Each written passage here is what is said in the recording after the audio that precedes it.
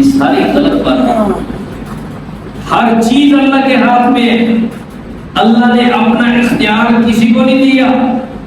وہ جیسے اللہ پہلے تھا آج بھی اسی طرح انسان بوڑھا ہو جاتا ہے اور اپنی اولاد کو اپنا جانشین بنا کے اختیارات سپرد کر دیتا ہے، لیکن اللہ تو بوڑھا ہونے سے بھی پاک ہے، وہ تو جسم سے بھی پاک ہے، ساری طاقتوں کا مالک وہی ہے۔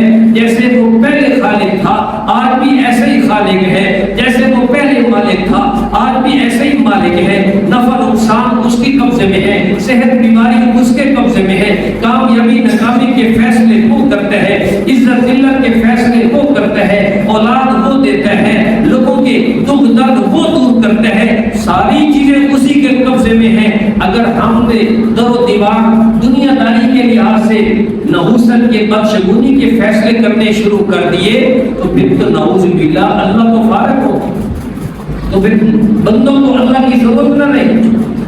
تو نبی کریم صلی اللہ علیہ وسلم نے سب سے پہلی جو محنت کی تھی انسانوں کے دلوں پر، وہ یقین اور توکل کی محنت تھی کہ اپنا عقیدہ ٹھیک کرو، اپنا نظریہ ٹھیک کرو۔ سب کچھ اللہ کے حکم سے ہوتا ہے اور اللہ اپنا حکم پورا کرنے میں کسی کے محتاج نہیں کہ وہ مانیں گے، عوام مانے گی، لوگ مانیں گے تو پھر میں فیصلہ کروں گا، نہیں مانیں گے تو پھر میں نہیں کروں گا۔ یہ اللہ ان چیزوں کا پابند نہیں ہے، وہ برابر برابر ذات ہے۔ دوستو، آج ہمارے معاشرے کے اندر ہم اپنے آپ کو مومن کہتے ہیں، ایمان والا کہتے ہیں، لیکن ہمارے ایمان کی سطح کیا ہے ہم خود ہی دیکھ لیں۔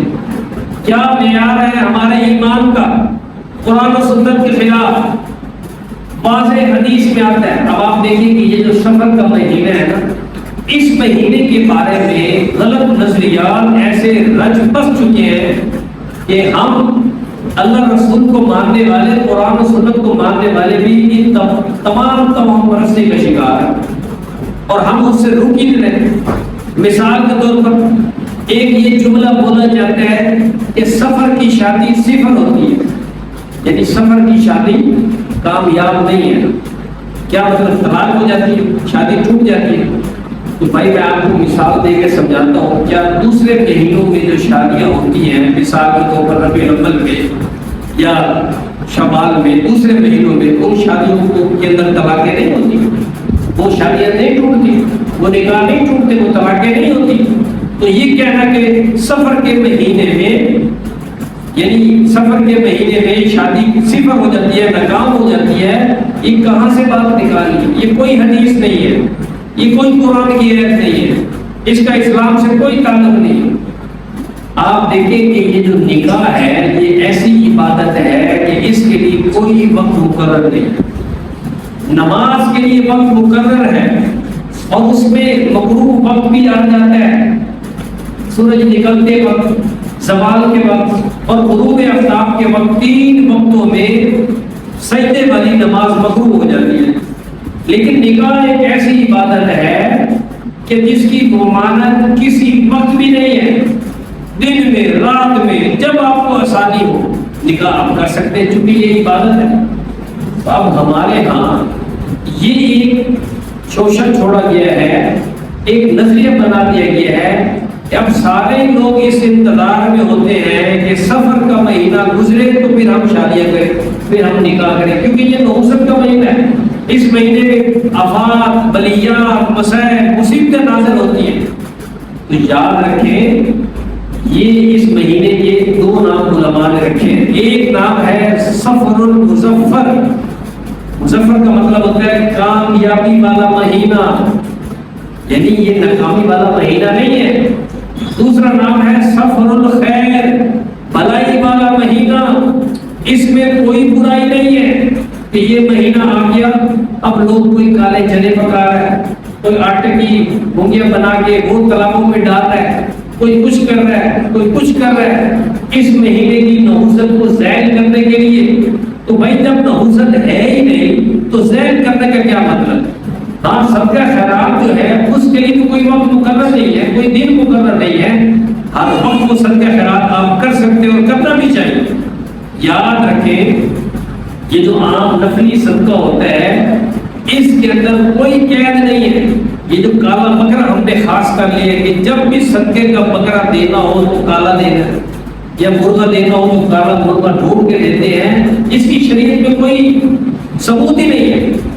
کالے بکرے کا یعنی متعین کر کے بطور صدقہ کے کسی مدرسے کو، کسی غریب کو، کسی بیوہ کو بھائی ہم نے صدقے کا بکرا دینا ہے، تو آپ مارکیٹ میں بازار میں گئے تو بھائی مجھے کالا بکرا چاہیے، کیوں بھائی صدقہ دینا ہے. اب اس کو بھی پتہ ہے کہ صدقے کے بکرے کالے ہوتے ہیں تو وہ انہوں نے الگ کر کے رکھے ہوتے ہیں. یہ کوئی کنسیپٹ نہیں ہے. جو مرضی بکرا دو، جب مرضی تو اللہ کے راستے میں، جہاں مرضی تو اللہ ہر جگہ موجود ہے، اللہ ہر جگہ قبول کرتا ہے. تو مدارس میں عام طور پر ہماری یہ روٹین بن چکی ہے کہ کالے بکرے صدقے کے طور پر ہم دیتے ہیں. تو کالا کوئی ضروری نہیں ہے، جو مرضی دے. بات سمجھ آئی آپ کو؟ اسی طریقے سے آپ دیکھیں حدیث پاک میں ہے لا عدوى ولا طیرۃ ولا ہام ولا سفر. اب اس میں بہت ساری وضاحت ہے. میں آخری جملے کی وضاحت کرتا ہوں. لا سفر، اللہ کے نبی بخاری شریف کے اندر ارشاد فرما رہے ہیں لوگوں سفر کے مہینے کی نحوست کا کوئی تصور نہیں ہے. سفر کا مہینہ عام روٹین کا مہینہ ہے جیسے پہلے مہینے ہوتے ہیں. اور آپ ظفر سفر المسفر یا سفر الخیر سے بھی سمجھ سکتے ہیں کہ یہ مہینہ افعال بلیات اور یہ تمام پرستی والا ہے ہی نہیں. تو ہمارے ہاں ہندوانہ جو تمام پرستی ہے ہمارے ہاں بھی اسی طرح وہ چل رہا ہے. حالانکہ ہمیں 76 سال ہو گئے ہندو معاشرے سے جدا ہوئے، لیکن ابھی تک انہی کی تمام پرستی کے وہ جو نظریات ہیں، وہ تصورات ہیں، ہمارے اندر آج بھی موجود ہیں. میں حیران ہوتا ہوں کہ ہمارے علماء کرام واعظین خطباء اعظام اس مسئلے کو بڑی وضاحت سے پیش کر رہے ہیں، لیکن پھر بھی بات ختم نہیں ہو رہی.